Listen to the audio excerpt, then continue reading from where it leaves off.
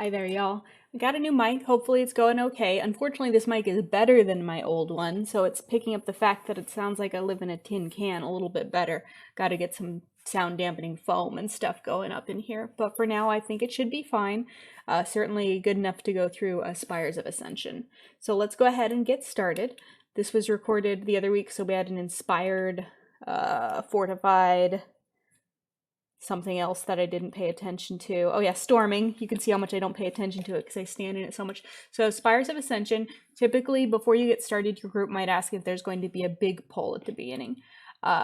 Big pulls, let's see if I can get this like aimed up a little bit so that I can actually point out what I'm talking about. So at the beginning, there's these three mobs, and then there's three mobs back here, and then there's a Goliath that pats all the way down and up and down. So depending on the group's definition of big pull, they might mean all six of these, or they might mean all six plus the Goliath.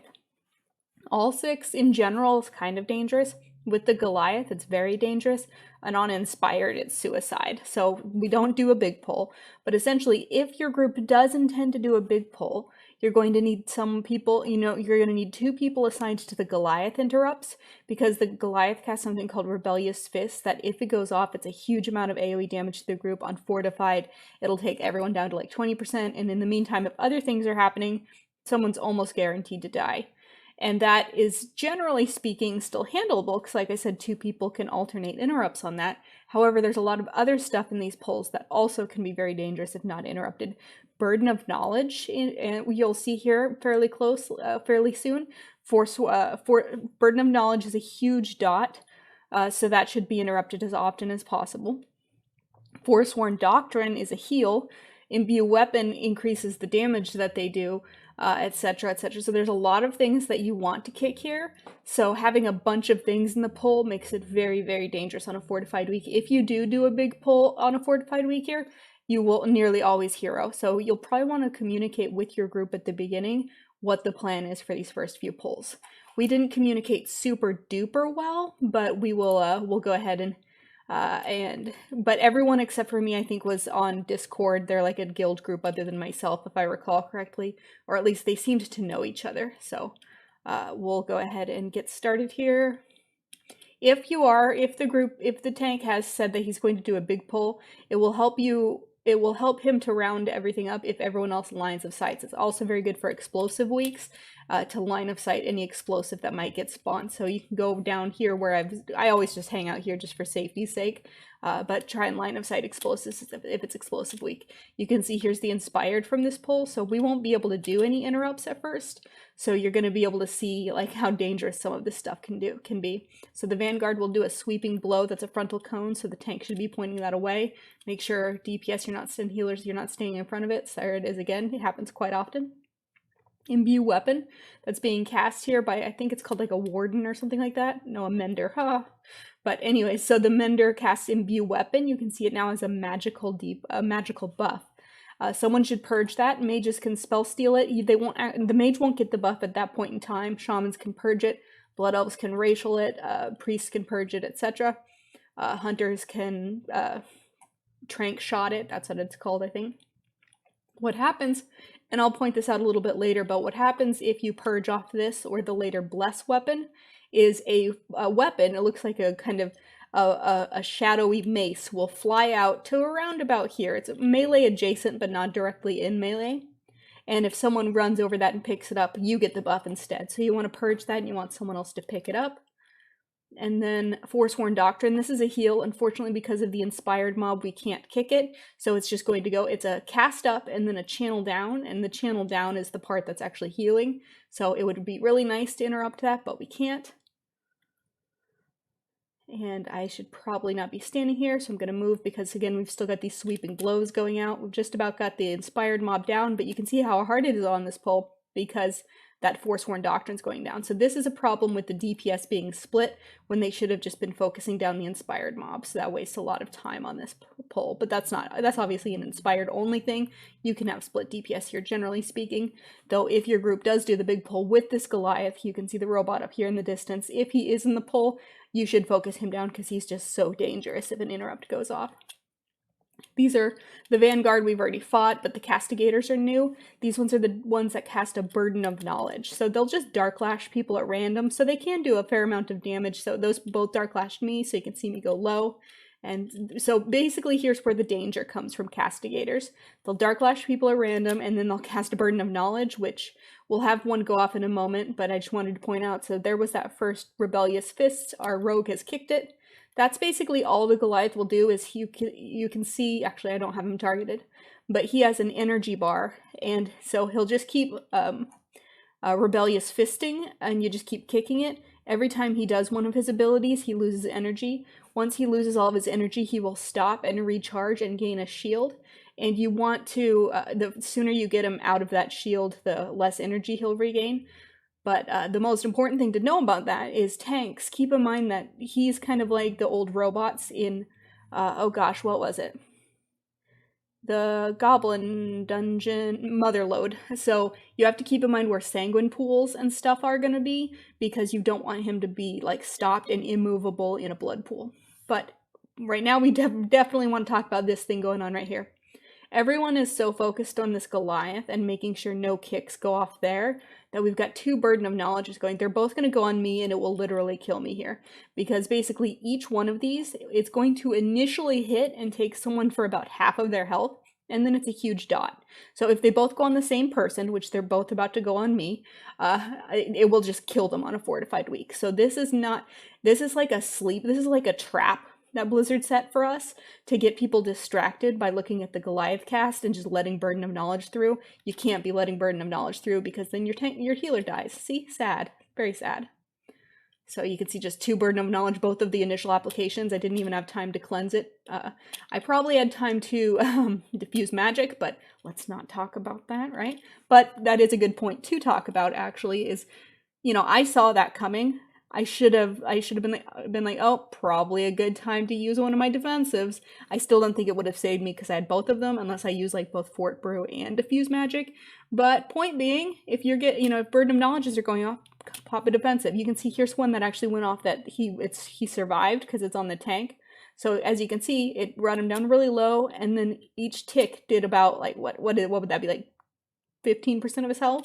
So healers need to cleanse that immediately. And that's basically everything that's going on in this pull. More Burden of Knowledge going off. You can see that took just the ticks alone are about to kill the rogue, so gotta really be on top of that. It would have been nice if one of these kicks that were all available had gone into that, but some people just don't kick Burden of Knowledge, and that's sad. Same mobs up ahead, nothing particularly interesting, so I'm gonna mute my mic and get a drink. I'm learning my lesson.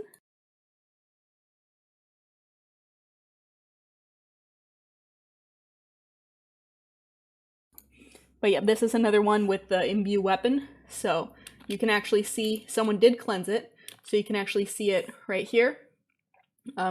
This one's a little bit dangerous. I don't know if I would risk this since it's right on the edge here. But basically, since someone purged imbue weapon, the weapon flew off here. And if we were to go and run over that, we would gain the buff that whenever we attack, we do some extra arcane damage. So, like, the rogue would be a really good person to pick this up. You want someone who attacks with their weapon to be the person who picks these up. So what's really good is if you're in Discord with people, if you're the person who purges it, say I purged it, the weapon's out, and they can go look for it and pick it up. I usually try and call out where I see the weapon drop. It tends to help. This next pull, you will nearly always CC the Mender on the right, which we do, because it's really good for prideful timing. It's basically everything except for the Mender in this pull. And this pull is just generally a dangerous pull, but everything except for the Mender is also going to spawn pride. So it's pretty common to see people CC this Mender. I think we end up getting like 3 CCs on it because it's just so standard to CC it.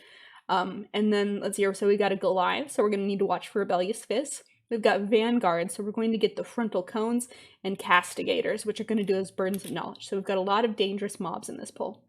If, once you get your CC out, go over here where I'm heading so that you can line of sight. So this is particularly important for healers or ranged who might be pulling threat to help, because even if the Inspired isn't here, you want to get the mob safely away from the Mender so people don't accidentally break the CC with some sort of AoE. So just help your tank out by line of sighting down the stairs until everything is in position. So then just pop all the deeps. We got Burden of Knowledges. Okay, good. We got some interrupts going. We've also got interrupts on the Goliath. Hooray. So there's that recharge anima I spoke about. So he's getting his energy back, and then he'll be back to fisting us, and not in the fun way, right after he gets his energy back, and the pride's about to come. So I'm going to go re-CC the mob, because so when this mender is killed, it varies. Some people will pull it in with the pride and just kill it at the same time, just because why not? The reason why not is because you might have to worry about doing like interrupts or something on it, but that's not a big deal during Pride. It's not like there's anything to interrupt on Pride, but some people prefer to not have that extra stress of the mender there, and that's fine. So, but basically, you might see a group break the mender and kill it with the pride. You might see them completely like just gang up on the mender right after the pride and then go into boss, or you might see them take the mender into the boss. I think we gang up on him after the pride. But since you never really know what the tank's plan is, I always opt to re-CC near the end of that pull just to make sure that it's more secure and we don't have any surprises during pride. If they break it, so be it. I'd rather have the security of having it re-CC'd. Looks like the shaman feels the same way. But okay, so pride is pride. I think we're all pretty well versed on how pride goes nowadays. Keep in mind that pull that we just did, kind of rough, like not the worst thing in the world, but if a fist goes off, it can be pretty rough on the healer, even not on fortified. And I bring this up to point out you're doing a rough pull into a pride, into a boss. So on Tyrannical, if a lot of people hold their CDs for the boss, which is very reasonable to do, this can end up being kind of a rough pride. So be sure to, especially if you came into it low because of a fist going off or something. So basically, if things are going wrong, remember that this is a good one for defensives and health stones and stuff. So then we all just gang up on this mender, and it's boss time. So this boss has two mobs in it, Kintara, who's the angel, and Azul's, who's the snake. So the snake is always on the ground, and it just kind of flies between various points in the room. Once it picks a point, it will stay there for a little while, and it will cast Attenuated Barrage. So what that is, and I'll just wait until we get started. But anyways, he's going to cast Attenuated Barrage, and that's his main thing. Kintara will, when she's in the ground phase, do an overhead slash, which is a huge smack on the tank. So the tank needs to have defensives up at that point in time. And then she'll fly into the air and throw a spear at someone. The other thing notable about this fight is that when she is on the ground phase, there is a tether attaching her to the snake, and if anyone stands in that tether, so between her and the snake, they get a stacking pretty serious dot. So you need to keep in mind where your position is so that it's not between her and the tank. So you can see that tether right there. The tank will typically try to tank them both together so that you can get that cleave damage, but that can make it very difficult to deal with the barrages. So here comes that barrage. We'll wait till it actually goes off. So it picks a direction, and it just spits balls. So it spits 3 balls, and it starts out, it's basically a cone that spreads out. So it starts out right up in his face, and then you'll see that it spreads out as it gets further away into these 3. So if you're like in the shaman's position, you can figure out where they're coming and weave between each one of them. But if you're melee, you just want to get behind the snake. It's that simple, just get behind the snake. But since the snake and the boss are on top of each other, and you need to adjust to never be in front of the snake because you don't want to be barraged, that can also make it difficult to not be in that line. So you really want to watch your positioning, be at max melee range usually, and you should be fine. So, and then there's 2 debuffs which for some reason have the exact same icon in this fight. This magic debuff that healers can cleanse, that isn't them messing up, that just goes on 2 people. Particularly on Tyrannical weeks, cleanse one, heal the other, because it can, that damage can add up. But the other one that has the exact same icon that isn't cleansable is the one that can stack up, and that's the one that happens when they stand in between the tether. So you can see the shaman took 1 smack of one of those balls. You can see how dangerous those can be. So there's that overhead slash on the tank. Look at how much it chunked him. So you really need to make sure that you've got, your Shield of the Righteous, your Demon Spikes, your Iron Fur, your, what tank am I missing? Celestial Brew, you know, just your typical defensive up that you can often have, your active mitigation, if you will, and then on Tyrannical you also want to have like an actual activated defensive as well, or an external for basically it's all of the overhead slashes. So the snake moved, so the tank moved the boss with the snake, so everyone has to reposition to make sure they're not being hit by attenuated barrage. And now she's gone into air phase. So the snake is still going to continue moving around. You no longer have to worry about the tether. She picks someone. She picks me to throw a spear at me. So there's going to be, in a moment, a spear that I'm going to take one hit from. So healers on Tyrannical, or anyone on Tyrannical, keep in mind you're going to take one hit. So maybe a good time for a defensive. Sounds like a good idea to me. And you want to make sure that you don't drop the spear in melee, because if you drop it under the snake, that really inconveniences all the melee, because the tank can't move the snake. The snake just goes between points. So if you get the charged spear, don't drop it on the snake. So I move out. If you drop it kind of middle-ish, since the snake is always around the edge, if you drop it middle-ish, you shouldn't end up dropping it anywhere the snake might go to. Keep in mind, if you've gone out to drop it, you can see this attenuated barrage. You need to keep an eye on where those are coming from. And that's basically the entire fight. She will eventually land again. So tank, remember, so she landed. Look at how far she had to come with that tether. So you want to keep an eye on where she's landing versus where the snake is, so you're not in the tether. And tanks, remember, you're going to get an overhead slash fairly soon after she lands, so be ready with that defensive. And that's basically the whole fight. Overhead slashes and attenuated barrages over and over again. They share health, so like any damage you do to they die at the same time. You don't have to like try and force them to die at the same time. So now is where the decision is made. So both routes are perfectly fine. They have different pros and cons. So essentially, no matter what, you're going to get some trash from one side, and then you're going to commit to going the other side. So what this group does is they get some trash from the left, and then they commit to going to the right. I think that given that this group, I think, was like, at least they were chit-chatting, like they knew each other, and like we're talking about on Discord, I think that was this group. Anyways, they do a really good job on like coordinated interrupts on the fists, so I think that they made a good choice. The reason that you would not want to go on the right like we do is because going to the right involves a pull that has 2 Goliaths at the same time. And so you need to have essentially 4 people who are coordinating their interrupts like in groups of 2. So like Joe and Bob handle Goliath number 1, and Karen and Sally handle Goliath number 2. I don't know why we're gender segregating this, but we are. So that's if you don't have coordinated interrupts, or if you just have a bad interrupt comp, if you just have like, I don't know, like a shadow priest and a mage and a hunter, people who don't have fast interrupts, you might not want to go to the right, just because it's going to be really hard to handle those Goliath interrupts without like coordination, some significant coordination. On the flip side, if you go to the left, there are packs that just have a larger mix of mobs, so you'll get more where you're fighting like a Goliath and a Castigator and a Warden, etc., etc., but no double Goliath pulls. So if you don't trust your interrupt coordination, commit to going left. If you do trust them, right is probably going to be in your best bet. So either way, you're probably going to end up doing the same trash in this front area. So the first thing, when you're clearing trash on the left, you want to line of sight. A lot of people try and line of sight right here. You'll see my group tries it and they do a bad job. And so that's why you actually want to line of sight where I go to, back here. Don't go where they are. That's not good enough. So what the tank is going to do is they're going to grab these things. I think they're called skirmishers. I call them hurlers because that's all they do. They just cast hurl at people. And so since they're just ranged and annoying and they jump around, that's why you want to line of sight them.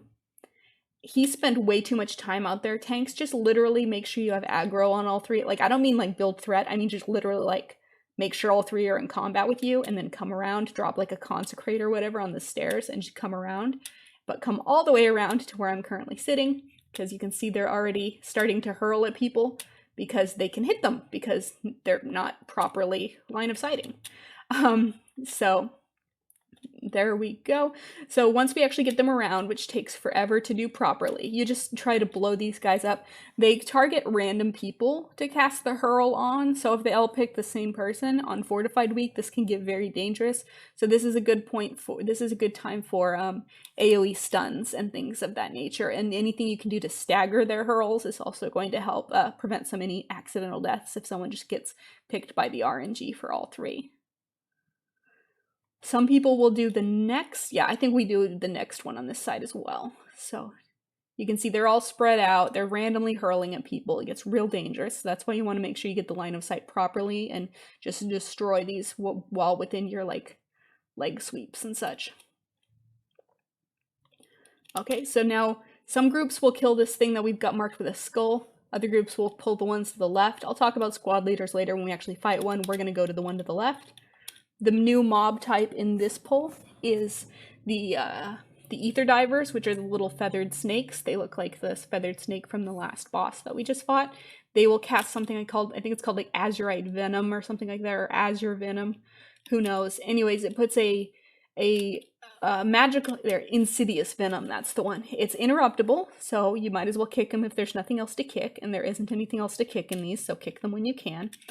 Because what they'll do, you can see this tank now has a magic dot, and that can stack, so that stacks, so we've got 3 ether divers, so theoretically the tank could go from 0 to 3 stacks in like one cast of that if they're all casting on him, and they will only cast it on their current threat target, so they should only go on the tank. But so the more you can interrupt, the better, and healers, you want to make sure that you get that cleansed if the stacks are getting too high. And here we go. Getting these nice and killed, and then we'll go the other way. So like I said, you kill a little bit of trash from one direction, and then you go the other, and then you actually travel to the opposite side and go that direction. So now we'll go do cats. These cats that we're about to fight are the trash that you would pull if you were clearing some right trash and then committing left. So you would see these either way. So the cats are stealth. If you're a demon hunter, using your spectral sight would be very useful. Hunters with flare, I forget if the hunter flares here. I know he does later. Yes, he did flare. So there's cats here, and they're about here where these angels just dropped, is approximately where the other ones are. And so once they all come out of stealth, they'll start attacking your tank, and you can see he already has 3 stacks of a bleed. This bleed is very dangerous on Fortified, and it stacks very quickly. So it is highly likely that your tank will end up kiting in this area on Fortified Weeks. So you can see the hunter already has binding shot down. I will be using a ring. I'll be using leg sweep. We've got shamans. The shamans got the earth elemental out. Lots of things to try and help this tank. Kyrian tanks, use your vial. You can use your vial to drop this bleed. Paladins, be ready to bubble it off, etc., etc. You can see he's just on his way to kite. So that is how you deal with this pack, is just, try to, your tank should not be, see, he's got 7 stacks, but there we go, he dropped it with his vial, it looks like. So that's what you want to do, is make sure that your tank stacks don't get too high. Here's pride. It's not the best pride point, since a lot of it's wasted on fighting one mob than flying. However, it's important to set up prides later in the fight, or in the dungeon, to fight this one here. So it's fine. We will forgive a bad pride if it means better pride later. So the Praetors are just annoying. They just do a disengage. It's called Swift Slice. There it is. And then they just randomly cast Darkseeker. And that's it. Like they just exist to be annoying and screw up bolstering.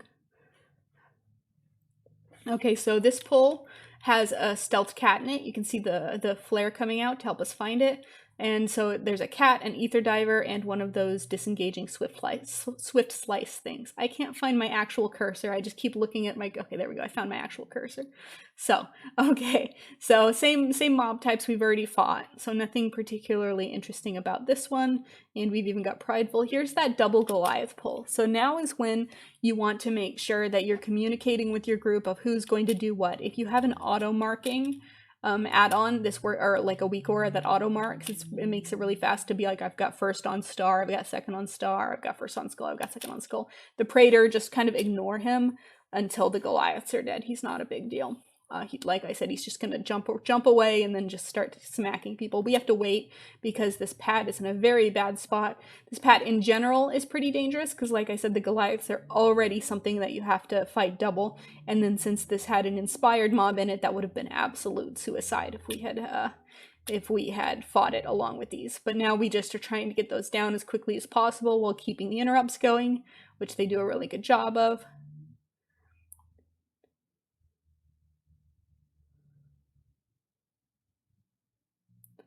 I try and get my ring to get it a little bit back, a little bit more into melee to get a little bit extra cleave. Not the biggest of deals, but it helps out a little bit since I don't have any other use for the ring right now. And then since I know that they're going to be like, it doesn't really matter where I'm DPSing, so I just go try and finish him off so that we don't have to deal with a super high health mob there at the end. Okay, so inspired mob. So what we're seeing when we see this is we know we're going to get some stacks of the magic debuffs since we won't be able to interrupt all of the magic debuffs. And let's see here, what else did we have in here? That's basically it. The Dark Seeker is, again, just another one of those annoying things. So this is really just about making sure to cleanse the tank because he's going to be taking unavoidable stacks of Insidious Venom until the Inspired goes down. This right here, you can see a blue glowing angel here off in the side. That is the Kyrian. That is one of the Kyrian special things in this dungeon. If you're a Kyrian, make sure that you go and pick that spear up. You're gonna throw it, and it will. You don't just throw it at random, but when you throw it, it does an AOE stun that also causes things to take additional damage. So it's very powerful, especially on fortified weeks. Let's see here. So we've got basically the same thing. So we've got a hurler, we've got the ether divers, and then a champion is the thing that I think does imbue weapon. We'll see once we get started. We'll get a prideful at the end of this pull. They do a CC. I just remembered that. They CC this champion, and I'm not sure why. Don't bother with the CC. This is a waste of time, and I still don't get it. But since they were doing it, and then they seem to kind of be like committed to it, I ringed just to help them keep that sap a little bit more secure, even though I don't understand why. See, they even double CC'd it. What is this madness? Someone explain! I'm just staring at him, just wondering why? Why? Because it's not even gonna, like, maybe they thought we were gonna get a prideful before him, even though that's not the case. So there's the infused weapon. So let's see if it gets purged. So if it got purged, so you can see it right here. I don't know if anyone's going to go grab it, so I'm going to grab it. Infused weapon, this one is the one that actually, so you can see I have a buff up here now with 5 stacks. Now whenever I attack, I will heal people near me for a small amount. So you want to get that one off the mobs because it will heal the mobs, of course. Pride time, which is good because we've got a few big pulls. Now, between the pride and the spear that the Kyrians picked up, some people will use this to set up very large pulls for the next stuff. We'll talk about that a little bit more once we get up the stairs and I can show you what I'm talking about. But note that you might be at this point in time preparing for a large pull. But when you're just trying to safely do a 15, don't dick around doing large pulls. Just make it safe.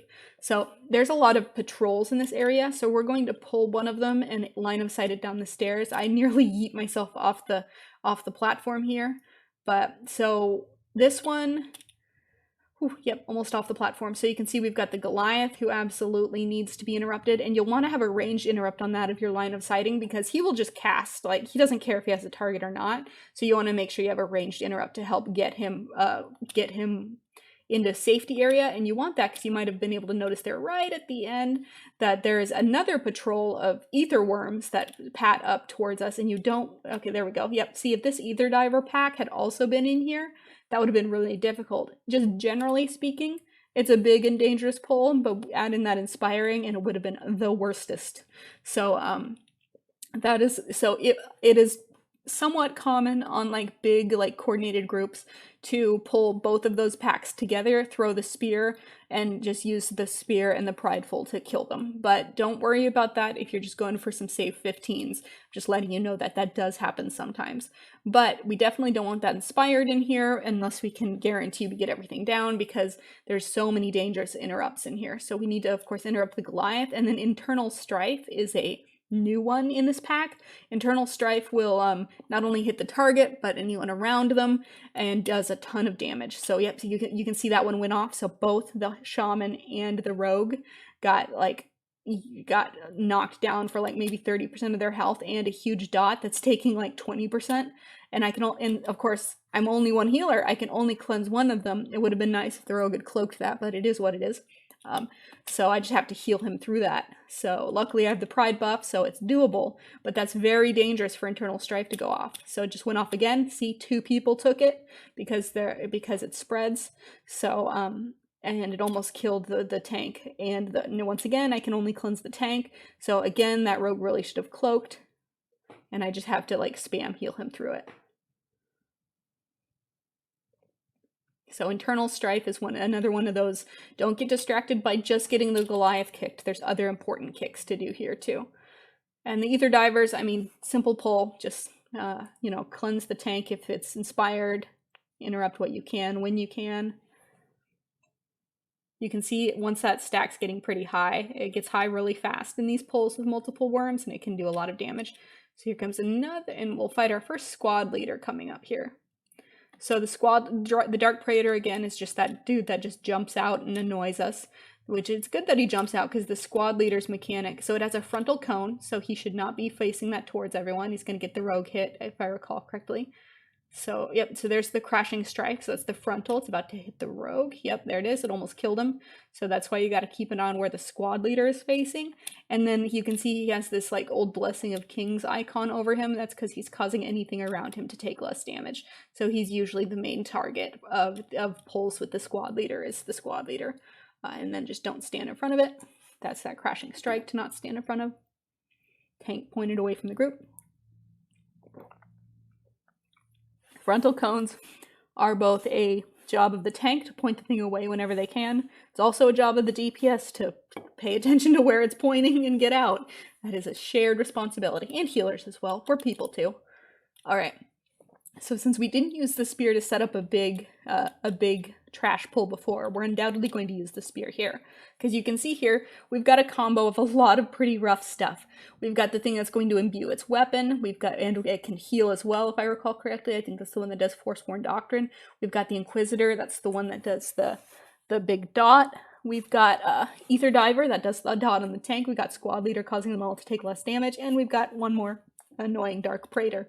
So what people typically will do is they will use the spear here in order to kill everything quickly. Also, we will be CCing some stuff, which is entirely fine. Like, I know people are kind of anti-CC in Mythic Plus because gotta go fast, but if it's gonna make a pull like this clean instead of a wipe, like, it's worth the CC. Just, you do the CC, you're not bad for having to CC stuff. So here, the spear's coming out here. So this graphic right here, you can see the spear in the middle. They are all stunned. It interrupts things even through an inspired protection, and it causes them to take additional damage. So we want to make sure we get them to take as much, kill as much stuff as possible, or at least get it down there quickly. Forsworn Doctrine, the heal almost went off, so we had to purge that, had to kick that. That went well. You can see this got a blessed weapon up at the beginning of the pull, and is apparently procced 4 times because it starts out with 5 stacks. So it's unfortunate that that didn't get purged. Because that means that they got some healing off. It's not the worst thing in the world. It's not a huge heal, but it's not insignificant, so that really should have been purged. But there's a lot going on in this pull. I'm not surprised that it didn't. Here's a Forsworn Doctrine. That is very important to interrupt. Someone did. Oh, okay, so since I don't have a real interrupt as a healer, I use paralysis as a poor man's interrupt sometimes. So I did that. That's why it immediately started recasting. Then the rogue got the real interrupt off. Ooh, Infernal Strife, painful. Went on me though, so it didn't spread. And I'm going to just die, apparently. Whoops. I really need to get more on top of my diffuse magic when I'm on my monk. I just kind of chilled with the assumption that there's probably an engineer in here, and in fact I was right, the rogue is an engineer, so he battle resed me. It's probably best to not chill hoping there's an engineer, but I was also just so surprised that I died that I was kind of in shock of what the fuck, or sorry, what the heck happened. Apologies. So that was me being bad. So that's right. You can be bad and still time keys. Hooray. So now we're going to get through this Pride and then go into Ventinax. Y'all ready for another MS Paint tutorial for Ventinax?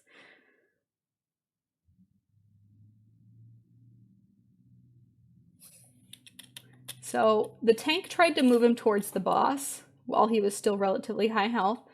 I understand this inclination. I mean, the better, the more time you have with the Prideful and the actual boss and not traveling, the better. However, as a result of everyone moving, I can't heal as efficiently. Someone got hit by an orb. So we almost lost someone because we moved. The Prideful buff that you get is also a pretty significant movement speed increase. You have to weigh moving a few feet closer to the boss versus the risk that entails. Especially, you can see, I mean, I remember I just got battle resed, so I also have like no mana. So this is just kind of a rough run. Thankfully, we had the healer doing some cloak. I appreciate that. Did I say healer? I meant rogue. Same thing, right? Yeah, I think so. Okay, so Ventinax. I'm actually going to get a screenshot of this. Sorry, I was sharing funny D&D memes earlier. That's one for you to pause and enjoy later on, you D&D players. But what we actually want is this. Okay, and I'm going to come back to this in a moment after we see the mechanic I'm going to talk about. So the tank just pulls him. The tank wants to, generally speaking, point him outward because I think it's a she. I don't know. It's a robot. Anyways, it blinding flashes, which is a frontal cone that will. It's not a cone. It's more of a frontal line that will disorient anyone who's standing in it. So don't be standing in front of the boss. Tank should usually point it out. So tank will likely have it off to his side somewhere. We'll talk about that a little bit more in just a moment. And then it's going to Dark Stride. Dark Stride favors ranged if there is one. Let me cough here. Okay, so Dark Stride is going to favor a ranged if you have one. If you don't have one, if you have just like full melee and a Holy Paladin healer, it will just put it on someone who's not the tank. It's a huge bleed. It can be like immune with bubbles. You can get the bleed off with Ice Block, Curian Vial, things of that nature. On Tyrannicals, seriously, help your healers by using your own immunities or defensives if you get picked. If you're a paladin and you don't get picked, you can still bop someone else and remove their bleed. It's a huge deal for the healer on Tyrannical week, and honestly, even on Fortified week, it can hurt pretty bad. So like, just use an immunity. I mean, you ain't got anything better to do with it. So here comes the Dark Stride. So it's going to jump out. I think it hits the Shaman. So here's the Dark Stride. Yep. So, oh no, it hits the Hunter. So she jumped out at the Hunter. So now it's got this 15-second bleed, and you can see it even on Fortified week. It's chewing through my dot pretty seriously. So that's why you want to make sure you pop a defensive or if the paladin had bopped them, that would have been awesome, but they didn't. Here's that blinding flash, so you don't want to stand in front of it when it's doing that. And then here's the important thing. So you can see that when it jumps out at a range, it also leaves behind a little black orb. And that black orb is slowly shooting out rotating black balls, and those black balls are going to, if they hit you, they do a lot of damage and they knock you up into the air. And so it just jumped again, so it left another black ball, and for some reason, the tank has decided he's going to move this to the other side of the arena, which I don't understand. That said, I should say I don't understand it based on the way he and his friends are moving. But the reason that you have to really care about where these orbs are placed is something we won't actually see because this boss fight didn't last long enough, but it's currently going into what's called a recharge phase. When it is in this phase, you can see it just beginning. All of those black orbs begin like bullet hell and just like shoot out orbs way faster all at once. And that's fine for this, this placement was perfectly fine because we only had 2 orbs and they were placed right on top of each other, which is not a bad round at all, or not a bad setup at all. However, what would actually be better, or I shouldn't say what would be better because that is great, but the thing to consider if we were in Tyrannical week is, so basically tanks should pull the boss in between the pillars that you start at, right? Once it jumps away, go to around here-ish, just like backpedal far enough away, and then maybe the next one would be maybe here-ish. So essentially what you're doing is you're dropping the black orbs in a line, so that, because then all of these orbs, pardon me, all of the balls that the orbs shoot out come out in like not pentagram. Is that right? No. Hexagon. They come out in a shape that I can't think of the name for, but anyways, and you know, they don't change what angle they come out at once they've come out, which is kind of a typical mechanic here. So I'm doing bad with the lines. I didn't do well in geometry, but basically if you can get it all in a line like this and you go far enough between each point, melee and tank should never have to move, and ranged would only have to move a little bit during bullet time. So that's the best way to do it. Most people will just do a slow rotation around the circle. I don't really love that, but I don't hate it. What I really hate is, for some reason, I've seen tanks that like to try to like put them in quadrants, which is the absolute worst, because like I said, we haven't really seen it very much here, but once bullet hell starts, like, it's so annoying to be having to like dodge the orbs from all possible angles. And like, it's not the worst thing in the world, because basically that's all you have to do at that phase. However, if someone gets hit, it's highly likely that they're going to die, or that I'm going to die, because I'm going to be healing the person who got hit, and I'll get a little bit distracted and be bad. So the next thing we're going to be doing is catching a ride with an angel. You don't have to go all the way to an end. Just get to where they fly over and start spam clicking, and they will pick you up. You buy a little bit of time that way.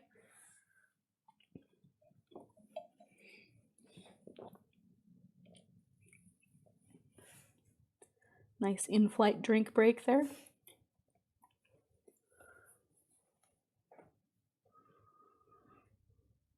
All right, so as we're flying over, you can see right here, there's another blue angel body there. That's the next Kyrian spear. Hold up and wait for the tank. Number one, they're likely your Kyrian nowadays, so make sure that they have time to grab that. But also, you never know, unless you've already seen the route linked, if you're going to pull this Hellion at the top. But we are going to do it. So basically what I'm saying is, don't start skipping. You might have to come back, because if your group pulls the Hellion, you'll have to come back. So the Hellion, I don't really like pulling this ever, but especially on Fortified Week. It has a lot of health. You're fighting one mob at a time, and it actually does a lot of damage to everyone. You can see it's just doing it as, you know, no one's doing anything wrong. It's just a pulsing AoE damage that's causing, look at how much group damage this is that's going out. Certainly not insurmountable, but it's just a lot of damage on, you know, it's a hard single mob pull that you don't have to do, so I highly recommend not doing it. So you saw it does like a crashing strike, so get out of that, because you don't want to be in this black circle when it hits you, and that's basically it. If you can easily skip it, you don't even need an invis pod or anything. You just have to jump over this brazier. Just come up here on the right side and jump over the brazier. Do not go around it, or else you will pull that Hellion that we just killed. But if you jump over the brazier, you can make it. Basically, everyone else will do the rest of this skip, so you come around here on the right. And then, okay, so this is a very typical place to invis or shroud. We are going to shroud, but they don't use their shroud well. They just go around to the right and then face pull the hurlers on the way through, which is bad. What you should do, whether you're invis podding or shrouding, you definitely have an invis pod when you come here, because you're probably expected to have one because this is a very common skip. But basically, if you invis from like up here or shroud, you just want to go straight through. Just like don't even like go off to the side or anything. Just go straight through towards the boss. You'll see that we mess up. And also like Venthyr, some people can jump up here. It's very risky to jump up there. Just freaking use your invis pod on the stairs and run through. It's not hard. So, but it is hard if your rogue doesn't know where to go. You can see I started heading up, but then I started seeing the circle stop, so I just stopped too. So what we're going to do is bad.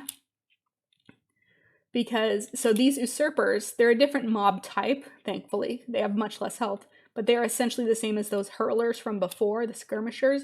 They're just going to hurl, and if they all pick the same person, he will just delete them. So the goal here is we're going to line of sight behind this pillar up here, However, since they don't really have an aggro table, they're just going to, for the entire time that we're running behind the pillar, they're just going to be throwing their spears at people. Very dangerous. This is why instead you just shroud straight through. You pop out right around here, and then you pull the usurpers, you back pull them. Because look, it almost killed the rogue. I think it does end up killing the shaman. Which doesn't really make sense because we could have like had, okay, so there's our cap totem. It did go off, just not soon enough, and I didn't like sweep because I'm a baddie. Just trying to keep that rogue alive. And the shaman paid the ultimate price. So we're going to res. And then sometimes you'll go directly into the next hurlers, sometimes you'll do the boss. We're going to do the hurlers. Okay, so it's the same thing except on the other side. But this is how that pull should have been done if we shrouded or invised properly. Is we go behind the, we're all already behind the pillar, and then they come around. You'll see how much cleaner this goes. Big opportunities for AoE stuns here when they come around. Save some lives with those leg sweeps. Okay, so this boss, the best thing to do, MS Paint, come on back. So, what the tank should do, and I forget if he does or not in this pull, but so we're all of the DPS are going to be standing like here. The tank should pull him to like here. It's basically just enough time, just enough so that he can flip the boss. Sorry, so if this is the boss-ish, and then this is the, red please. And then that's the tank. And then this is the DPS. And then every time we have to move, which you'll see why we have to move as a group, every time we have to move just far, like keep that configuration as, you know, and just move in a line towards, this isn't a door, but I always consider it a door, but just move in a straight line back towards, from this point to that point. Just backing up just enough so that the DPS and healer have enough space to stand behind the boss without being in the puddles, which you will see here shortly. I just wanted to give you the visual. So he pulls it and he doesn't move it, which is unfortunate. He should move it back towards the direction we pulled him from. And he also should, either he needs to turn it or we all need to get behind him. He didn't turn it, so I start getting behind him. But then I realized that just no one knows what's happening because no one else moved and we're all spread out, and that's a problem. The first thing to know is, so he can do a charged stomp. He stomps on the tank, does a fair amount of damage to the tank, puts a magic debuff on the tank, and anyone who's standing near the tank will also get stomped. You can just get one shot by this mechanic, so don't be standing on the tank during charge stomp. Purifying Blast is going to just target someone who's not the tank at random. And right now it's targeting our hunter. And that person will get a circle around them, and you need to get out with that circle. Because you're going, so you take damage. He took maybe, what is that, 33% of his health maybe? And then you have a dot. That is not insignificant, especially on Tyrannical. So, and now here's our group up phase. This is why it's bad that we were also spread out, is now we have to figure out where the heck we're grouping up with these. So when you all get these blue marks over your head, you all need to group up as much as possible, because then here come the swirls. So the swirls are going to mark where the damage is about to happen. So now you get out of the swirls, and here comes this Imperial Ordnance, this airstrike, I guess, and that leaves these puddles. So then the tank has pulled him further, it pulled him out of the puddles, because while the boss is standing inside the puddles, he doesn't lose energy. And you need the boss to lose energy. So every time he uses an ability, he loses energy, just like the other little Goliaths we've fought. So you don't want him to be in a puddle so that he doesn't lose energy. And also, if done correctly, we should have been moving in a line, and he just moves it out just far enough to give because remember, ideally, there will just be a whole camp of everyone but the tank right on his butt. And the reason for that is then when people get this Purifying Blast, they just move out to the side, wait for it to go off, and move back in. Move to the side if you get targeted, then move back in. That way no one else has to move for you. It's a very quick move out, and no one has to like frantically figure out where we're stacking for Imperial Ordnance. And all of these orbs, you can see they're all spread out based on where they were actually targeted. And they're not in a straight line. And that's going to become important for when he runs out of energy. So there's that charged stomp that I have to get rid of, that I have to cleanse off the tank. Here's our next orbs. So once again, you can see we have a loose group when we could have had a flat out stack, so that's unfortunate. And also, again, they're not in a straight line. And that's going to become important in just a moment because he's about out of energy. I think he gets one more ability before he runs out of energy. So you should be communicating with your group now. Who's going to do the orbs? You want someone with an immunity, so that can be a rogue with cloak. Ours does not have his up right now. A paladin with bubble, a demon hunter with nether walk, a hunter with turtle. There are a lot of options for this. And so, okay, so he just ran out of energy, so now he's casting something called Recharge Anima. This is a burn phase, so he takes a lot of extra damage. However, all of these orbs that had come down on us from the sky are going to turn into a different type of orb. There it is, a dark orb, and it's going to start moving quickly towards the boss. And you don't want any of those to hit him, and the way to block that is, of course, to body block it with your body. However, it will do damage and stack a dot for every one you absorb, so that's why you want someone with an immunity to do it. This tank does a bad job. He basically takes them all and then bubbles. What he should do, and what he could very easily do if we had done this properly, is he should bubble and then run into them. The problem is that's harder to get enough time to do because we didn't stack them well. So this is once again the reason that you do that line strat that I talked about. So because he's like, you can see him taking large stacks of damage and getting high stacks. Thankfully he does bubble it off, but that's but he took a lot of unnecessary damage by not being able to pre-bubble and just not take the damage at all. Also, if you are the person who is doing this absorption, note that, like, don't do it as soon as he goes into the recharge phase. Wait until you see the first orb turn to the dark orb, because it does take a second, and you can pop your bubble too early. Highly likely that a charged stomp is going to happen soon after he gets his energy high, so make sure you know where the tank is, because all of these times where people are repositioning after the recharge phase or Imperial Ordnance are the times that you're most likely to see someone get charged stomped. So we do the fight okay, like we make it work, but it's just not efficiently done. Please do the line strat, it's so much better. All right, and now up to the angels.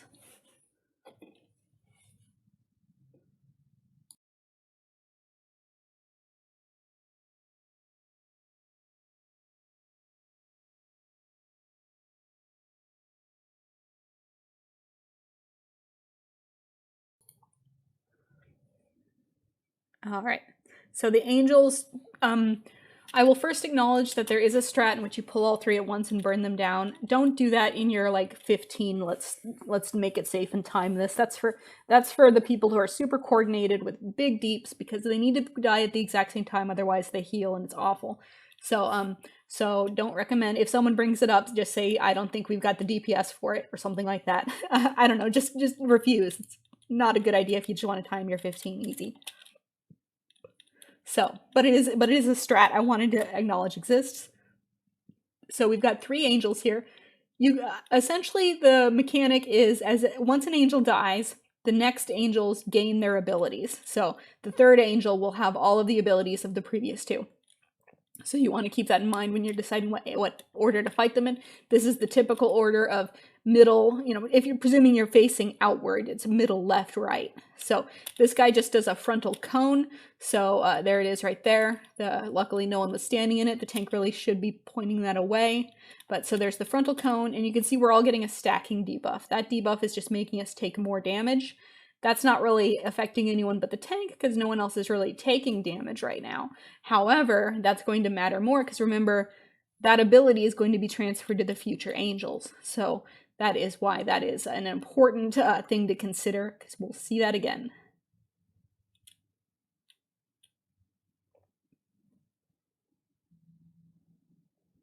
All right, so once this angel dies, its power is going to transfer to the next one. You saw that little bolt of power. And now we're fighting the spear boss. So I've already, and you can see we're getting stacks of that same debuff. If we'd fought this guy first, we wouldn't have this debuff because he got that from the angel we killed before. Anyways, this is the spear one. I've done a whole video just on the spear mechanic, so I'm not going to talk about it much here. Just watch the spear video. It's the same footage from this particular run, so I'm going to skip that. or not skip it entirely, but at least just buy us a little bit of time. Maybe go over the part where I got hit. So okay, so now we're headed, so we just killed that angel.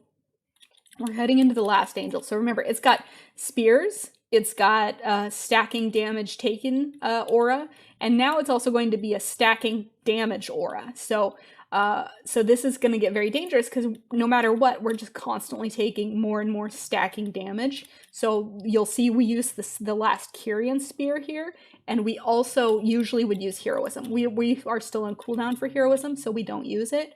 However, it is very common to both spear and hero here because this angel is so dangerous. And in fact, I die to it because I'm bad. Anyways, and then he just does, he'll do a charge thing that's different from his spear. Like, he'll actually jump to them, so just stay out of the swirls is his actual mechanic, and that in the aura. Just stay out of swirls, and at some point I'm going to die here, right at the end. Yeah, I died to a spear or a charged spear thing. And I already knew that the rogue has a battle res, so I marked my body. If you have engineers in your group and you need a battle res, mark your body. It helps them a lot because they have to be essentially in melee to do it. But better yet, don't stand and dump stuff like I did. Okay, so Pride. Here we go. It would have been nice to have, honestly, the hero on the Pride since I just got battle res and had no mana, but it's not that big of a deal. That's why you always carry mana potions. And you hit your defensives. And then we've got Pride, so we can go immediately into the boss, even though I have no mana. So Devos is a 2-phase fight. During the ground phase, she'll pick someone to be a target for run through, and she basically charges through them, and you want to not be within that line. So when she turns, just get away from being in front of her. She will hit anyone in front of her, not just the target. And then also occasionally throughout the ground phase, these blue domes will pop up. You need to be under the dome during this abyssal detonation that goes off. You'll actually see like a dark shadowy seed appear. Don't worry about where that is. It actually doesn't matter. Just the only thing that actually matters is being in that blue dome. And you'll notice that even though we were in the blue dome, we still all took almost half of our health. So like if you have like a really like fast, like if you have faint or some sort of cooldown, you can hit like all the time. So or ignore pain, I guess, maybe. I don't know how that works. Anyways, go ahead and hit that, but don't do big defensives for that because that's better used for the air phase. And then you'll see that there's these two magic debuffs that go out after abyssal detonation. I can cleanse these if I want. I will usually cleanse one and let the other one go, simply because by the time I get my cleanse back after the cleansing one, the other one's almost gone anyways. Basically, it does damage to the person it's on, and once that goes away, either through cleansing or expiring, they will drop a shadowy puddle under their feet, and that person, and if you end up in that puddle, you will take a stacking dot that is different than the one that they currently have. So I don't cleanse people in melee because I don't want to drop a puddle under melee. I will usually try and cleanse people at range or not cleanse people at all. Sometimes I'll cleanse in melee. Honestly, I just cleanse when I feel like it and make other people move. That's probably not the best choice, but the best choice would probably be to cleanse melee because that's one person who might be in the puddle who needs to quickly move out versus all of melee that might need to move. So you can see that's that black puddle that appeared when I cleansed the shaman. And the one thing to remember is if you're one of those people who has a circle and it's time to stack in the blue dome, you should stack by yourself off to one side of the dome so that you don't drop the circle on everyone in the dome. So she did an abyssal detonation, so we all had to get into the blue circle, and then she's going to activate. So we're heading into the air phase now. So she's going to fly up, and then winds are going to start pushing us in one direction of the platform.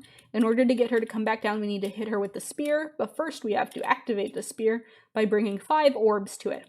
So now you can see them flying out now. So the orbs can be anywhere along this edge of the platform to start with. So generally speaking, you just want to spread out. If you're a more mobile class, you should be on the outside. While if you're a less mobile class, you can be more on the inside here. And just pick an orb. It's entirely possible that like all 5 orbs will be on one side, which is unfortunate.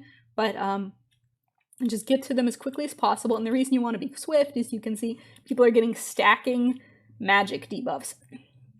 So this sucks as a healer on tyrannical weeks. Just like cleanse on cooldown whoever has the highest stacks to keep the stacks in general low. And this is why if you have a big like cooldown, it's better used here at the end of this phase if you have high stacks, because it's going to help the healer out. You'll see we've got this spear activated now, but she's still not down because you can see the tank here. The tank is the person who usually does this. It's generally a tank job. They will pick up the spear and they have to throw it at Devos, who's flying around back here. And it's not like an instant auto hit. They actually have to aim it and she moves around. So there may be a delay here while the tank actually like gets the hit in. In the meantime, you can see that the winds have changed. So now it's going to start blowing in the other direction. Also notable is these black circles. If you get hit by any of them, it increases the damage, the stack of your magic damage. That's why you want to avoid them, is because it's going to increase your stacks way faster. And now we just do that again. Healer, everyone, keep in mind that you're still going to be taking that dot for a few seconds after you come out of here. Still doing the run-throughs, the cleansable debuffs, and the abyssal detonations to be under the blue circles. Alright, I apologize if there was any sort of video stutter there. I had a coughing incident. Let's see here, and I had to stop the recording. But the fight just continues. There's not really much more to talk about. There will be another ranged phase here shortly when she's around 30%. So here we go. We've pushed her through. She's going to activate the pedestal again. And we will once again do the phase will always start from this direction. So you can always get in position right near there. You can see I went to the quote-unquote wrong side. You have no idea where it's going to be until those things start, shooting out. So most of them ended up on the other side. You'll see your character is actually literally holding a glowing blue ball. Sometimes, especially if we're like this and the dome is over the thing, I don't realize whether or not I've fully dropped it off. I swear sometimes I get right on top of that pillar and it doesn't drop it off. So like look at your character model, see if it shows you visually carrying the orb or not, to make sure you get it dropped off properly. So the tank threw the spear again. The spear itself also does quite a bit of damage, because remember she went up at 30%, now she's at 15. So like so that'll help you out a lot on tyrannical weeks with her big old health pool. And we troll and pop here with some right after she dies. Fun stuff. We're gonna get another abyssal detonation. Don't risk that. Don't think, oh, she's about to die, I'll stand out. Don't wipe just because you're like you can't be bothered to like walk 10 feet, y'all. Even though she's dead, we do have the magical debuff still hurting me. Keep that in mind, healers. Don't let your poor DPS die just because the key's over. Unfortunately, I did not get pants, but that's how you do Spires of Ascension. If you guys have any questions about any of the mechanics, or if you want to see something more, let me know. I've got everything except for Theater of Pain recorded now. I just need to actually do the voiceovers. And we will see how that goes. Thanks very much, all.